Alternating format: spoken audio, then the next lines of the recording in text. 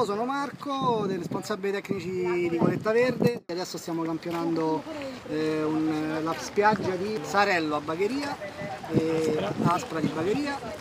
L'inizio del lavoro è da stamattina, insomma siamo appena sbarcati dalla Sardegna e siamo subito operativi per i campionamenti che nei prossimi giorni toccheranno un po' tutta la costa siciliana. Abbiamo iniziato la provincia di Palermo e Messina, poi Catania, Siracusa, Agrigento, Trapani e alcuni punti su Palermo li abbiamo lasciati perché logisticamente ci fanno comodo farli, insomma, alla fine del nostro tour.